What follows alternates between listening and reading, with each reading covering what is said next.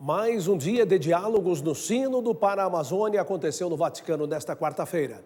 Entre os assuntos abordados durante a coletiva foi que o testemunho no sacerdócio e a busca de santidade atraem mais jovens a querer viver o caminho sacerdotal.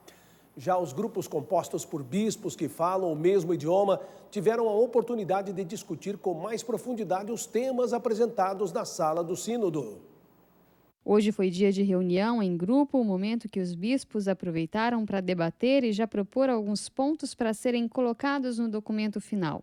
Na coletiva de imprensa, Dom Giacomo, o secretário para a comunicação deste sínodo, afirmou que os bispos viveram um momento forte de diálogo e de abertura à ação do Espírito Santo. Em algumas colocações foi falado da necessidade de apresentar as ideias, propostas, mas de, acima de tudo, deixar que o Espírito conduza para o melhor caminho, para que as convicções pessoais não predominem.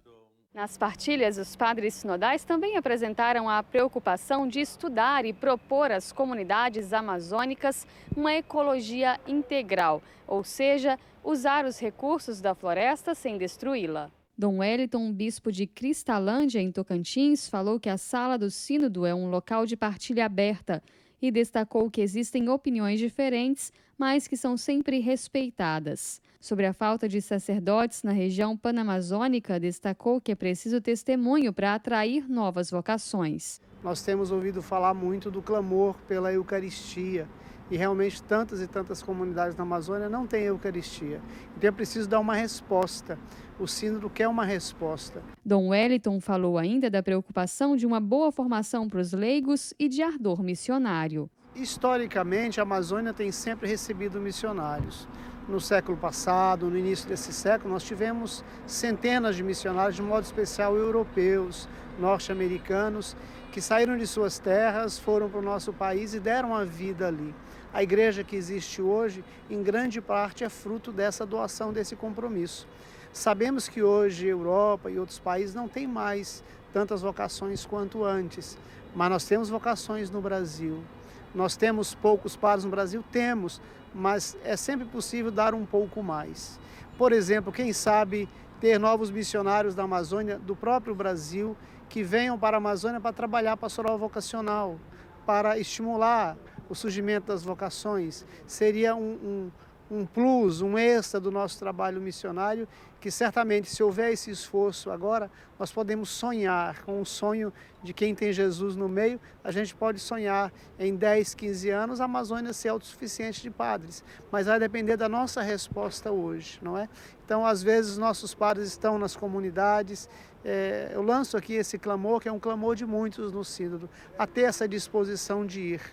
Ir para renunciar, ir para dar, ir para se entregar. É com esse espírito que a missão produz frutos. E nas discussões, as questões ligadas à evangelização e vivência da fé nas comunidades indígenas também ganham destaque. Só na Amazônia brasileira, segundo o IBGE, são 305 etnias. Algumas possíveis adaptações litúrgicas à linguagem e costumes indígenas também são estudadas. A adaptação da liturgia à realidade, a uma determinada cultura, isso é algo que já é feito na igreja há muito tempo. Desde o Vaticano II, nós temos a abertura. Considere-se que antes não existia a missa celebrada na língua vernácula, na língua do próprio país. Então a igreja tem feito esse caminho de abertura. Em relação aos indígenas, certamente que nós devemos sim anunciar Jesus, e eles estão abertos ao anúncio de Jesus e, claro, respeitando também a sua cultura, respeitando também os seus valores. Mas sabendo que nós temos esse valor grandioso que é o nome de Jesus, que deve ser anunciado. E nós percebemos sim que eles têm acolhida. Talvez a diferença de hoje, do passado, é que hoje não se pensa mais num anúncio impositivo, num anúncio avassalador que não respeita a individualidade de cada cultura. Então somos chamados, como sempre, a anunciar, mas anunciar no respeito também à individualidade e à cultura de cada um.